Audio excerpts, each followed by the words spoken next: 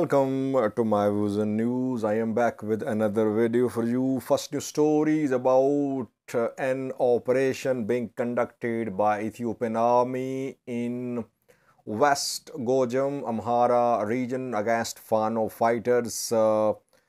Ethiopian army is being confronted by local unarmed youth. Pictures are coming in showing people blocking the movement of an Ethiopian army's convoy in West Gurjam. That is what Fano supporters have been trying to do. That is how Fano factions, Fano leaders have been surviving. They involve locals. Local stand between Ethiopian army and Fano factions and their commanders. Secondly, viewers, PM Abiy arrived in Djibouti. He is holding some meetings there on the sidelines of ongoing meeting of IGAD, Intergovernmental Authority on Development. IGAD is holding a key session which is focusing on the conflict in Sudan.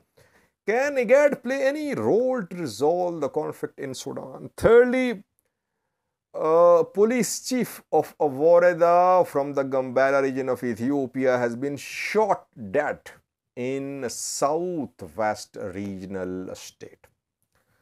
Fourthly, there's Eritrea. An Eritrean Archbishop arrived in Dallas yesterday, warmly welcomed by Eritrean Orthodox believers in Dallas. By the way, who is Eritrean Patriarch, Orthodox Patriarch these days?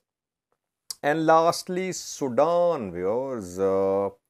Rapid Support Forces issued a statement a short while ago accusing Sudanese army. The Sudanese army brought reinforcements in Khartoum during 24-hour ceasefire.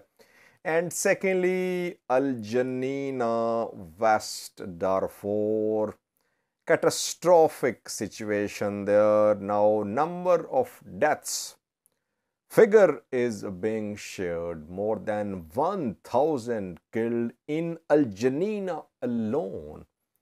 So you can imagine what is happening in other parts of Darfur. Firstly, viewers,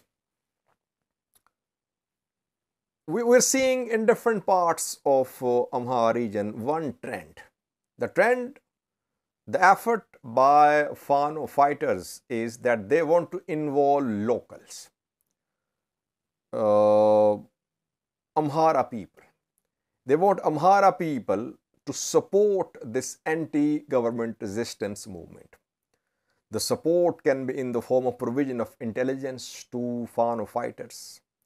Support can be in the form of provision of food, in the form of financial aid, in the form of practical support, being part of Fano factions. We saw that this support played a key role in enabling Fano fighters to defend themselves from the recent and ongoing Ethiopian army's operations in the Amhara region. We saw that in Gondar, Massafint was about to be captured. People from Gondar, from nearby areas, they took up arms and then they stood between Massafint and Ethiopian army. Ethiopian army had to retreat. Then people blocked roads. For 2 days, Gondar remained blocked. Ethiopian army had to retreat.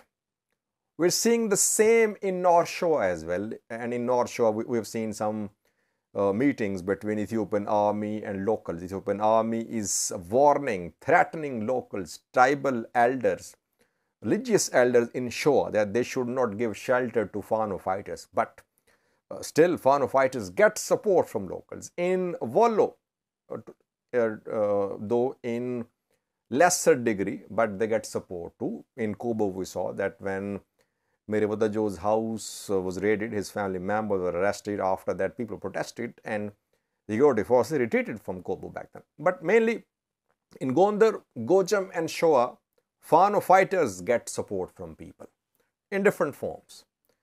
And if Ethiopian Amhara people start protesting if they stand up to Ethiopian military. So the military is not left with any option. It has to retreat. We are seeing the same thing happening in Gojam now. In West Gojam, we know that in Denbicha town, since last night, an operation is underway against Fano fighters. In the previous video, I reported about the operation. And we have been hearing calls from Fano supporters, Fano commanders, Fano fighters that locals should block all roads leading to Denbicha. And roads in Denbicha were blocked by Ethiopian army because some areas have been cordoned in Denbicha. But there was no blockage between Denbicha and other towns. Now, pictures are being shared in social media showing dozens of people confronting an Ethiopian army's convoy. The convoy was on its way from Finot-e-Silam towards Denbicha. On its way, the convoy was stopped by locals, Amhara Youth. Some say that some religious local elders were there too, supporting the Amhara Youth. The convoy was blocked. Talks were held. Talks did not succeed. And reportedly, the convoy had to retreat. It could not reach Denbicha from Finot-e-Silam. You can see a picture on your screen. The picture is from the place where this convoy was stopped. And a few dozen people can be seen. It's not there, thousands were there. Why did they stop the convoy? Because an operation is ongoing against Fano fighters in Denbicha. Is this the reason?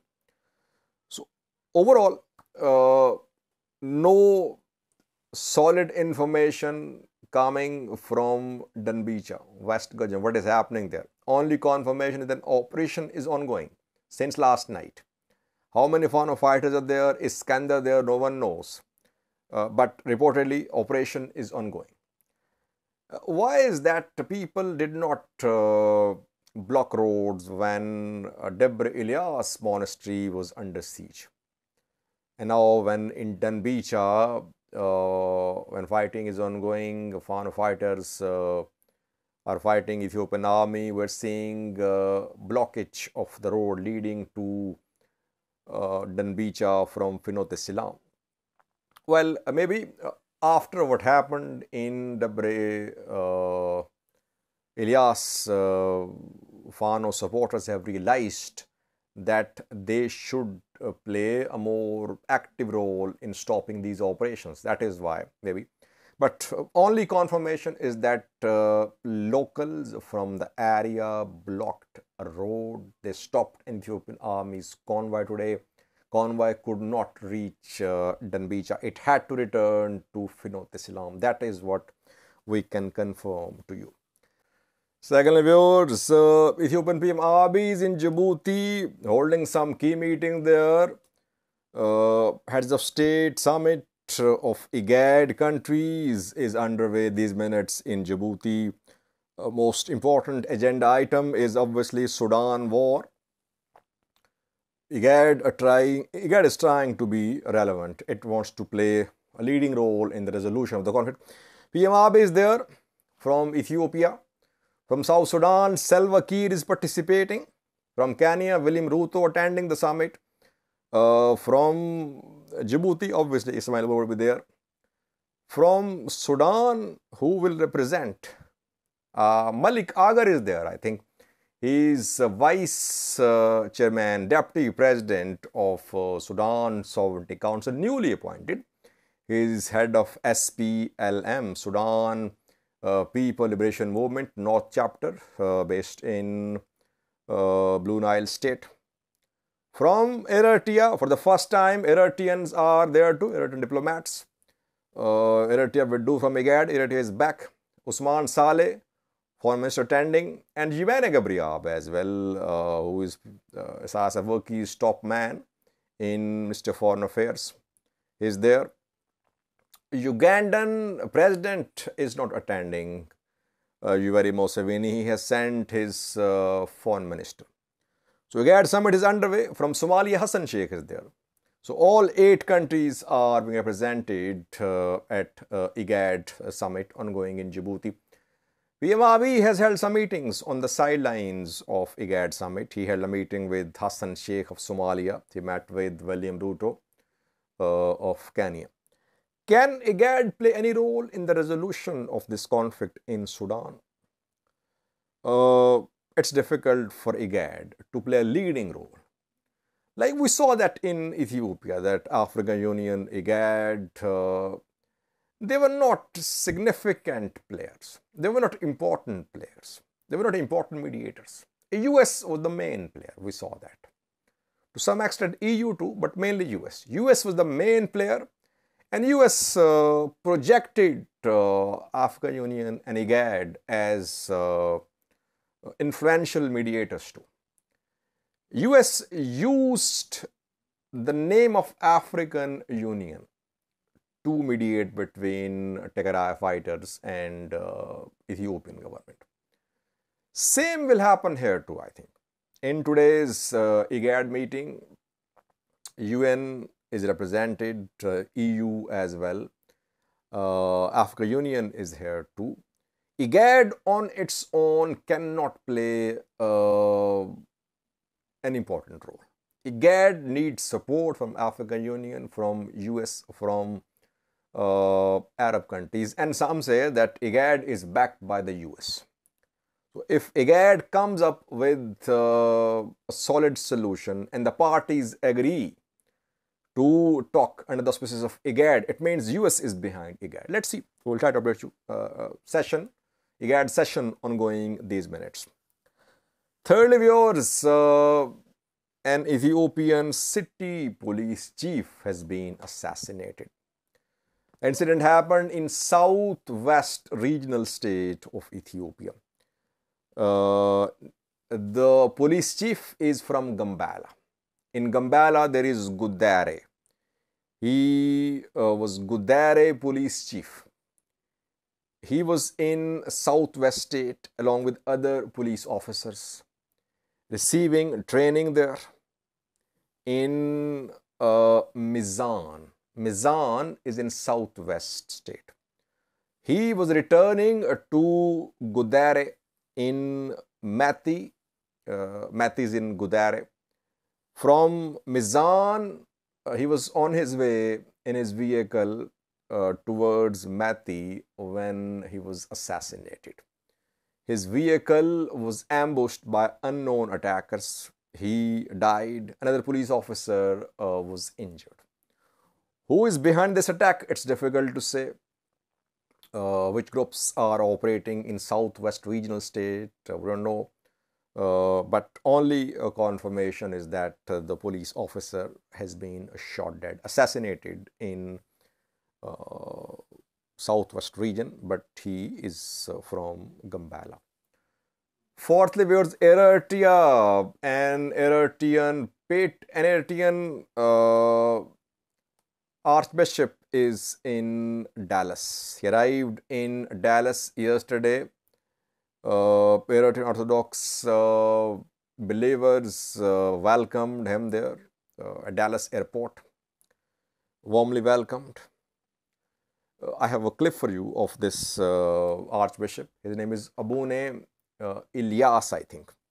Abune Elias is in Dallas. My question is, who is Eritrean Orthodox Patriarch these days?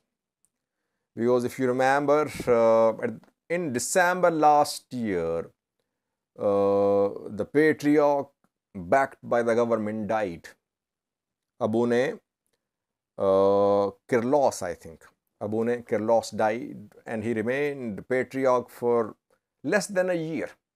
In June for more than a year, for 1.5 years. In June 2021, he was appointed as the Patriarch of the church. In December 2022, he died. And I did not hear anything about appointment or election of a new patriarch in Eritrea.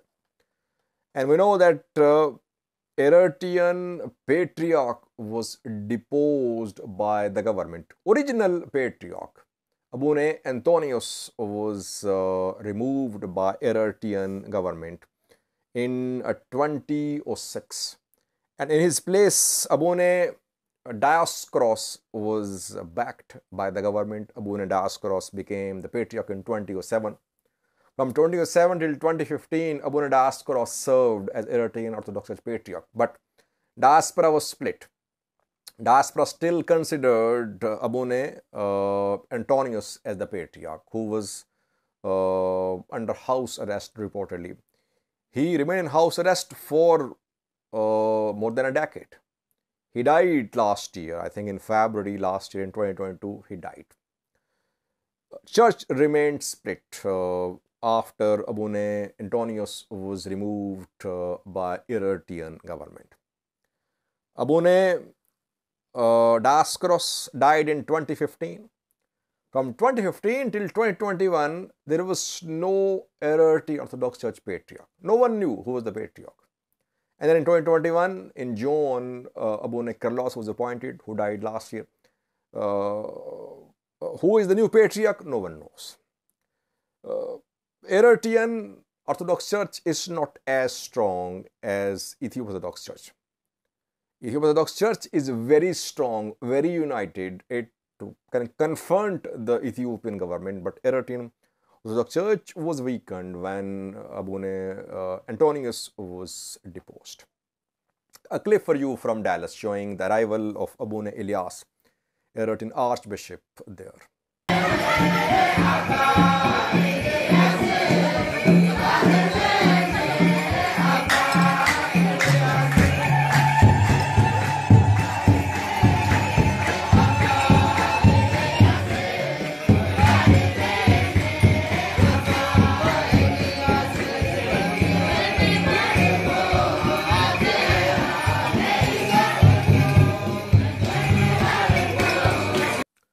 Last year, Sudan Rapid Support Forces are accusing Sudanese military. The Sudanese military brought reinforcements during 24-hour ceasefire. After that, Sudanese military launched major operations. I reported details of the operations launched by Sudanese military.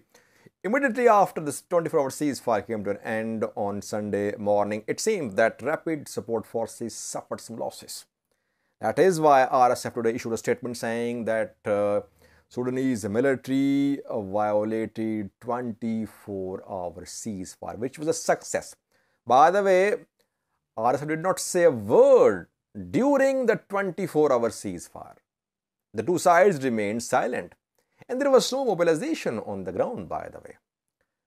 All that happened after the ceasefire came to an end. And then we saw that Sudanese military launched multiple offensives on Halfayal Maluk Bridge, near Ahmed Core, Al-Manshia Bridge, Kafori. 4 major offensives were launched by Sudanese military, and some were successful. Sudanese military retook some territories. That is why Rapid Support Forces are now accusing the Sudanese military that it violated the ceasefire. Ceasefire came to an end yesterday. Since then, heaviest fighting in almost a month is being seen on the ground. Secondly, Rapid Support Forces today agreed to the participation of civilian factions in Jeddah talks, which is a demand of civilian factions. Civilians, by the way, removed Omar al-Bashir. It was a civilian struggle by resistance committees, by political workers. Omar al-Bashir was removed. Military and civilians formed Transitional Sovereignty Council. Abdullah Hamdok became the Prime Minister. Military refused to hand over chairmanship of Sovereignty Council to Abdullah Hamdok. And al-Burhan staged a coup in 2021. Then again, civilians took to the streets. like they protested against al-Bashir for months. Again, they took the streets, and we saw that al-Burhan had to step back. Abdullah Hamdok was reinstated, though later he resigned. So civilians changed Sudan. They hoped for a democratic Sudan. They removed al-Bashir. But now they're out of talks. Now when RSF and Sudan military are fighting, the two are in talks. They're talking in Jeddah, several rounds of talks held there. Civilians, politicians are nowhere to be seen. If the two sides, RSF, Sudanese military, agree on some understandings, on some, if they reach an agreement, will the agreement be respected by Sudanese civilian political factions? That is why there must be involvement of politicians, political parties in Jeddah. RSF has agreed to their participation. And lastly, viewers, Al-Geneina, where now activists are sharing details of how many have been killed in Al-Geneina so far. An activist based in Darfur claims around 1,100 have been killed in Al-Geneina city alone so far. West Darfur city, largely under RSF control, RSF or Arab militias control. Streets, still dead bodies are lying on the streets of Al-Geneina. Yesterday, Minawi, Darfur region's governor, called for international investigation into what is happening in Al-Geneina, West Darfur. I did not see any backing from international community for Minawi's call. People are dying, no one is there to help them. Minawi is the governor of Darfur. His forces are not in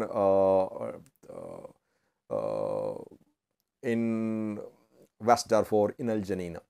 Rapid support forces are there, non-Arab militias there too, but people fled, thousands trapped, 2,000 fled into a Chad. This number is alarming, viewers, because what we have been hearing from aid organizations so far is that around 1,000 people died in Sudan since the start of the war on the 15th of April.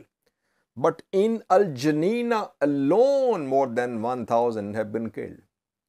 It means in entire Sudan, thousands have been killed, especially in Darfur, in other parts of Darfur as well. There must be some independent investigation into the human rights abuses, into the deaths of civilians in West Darfur.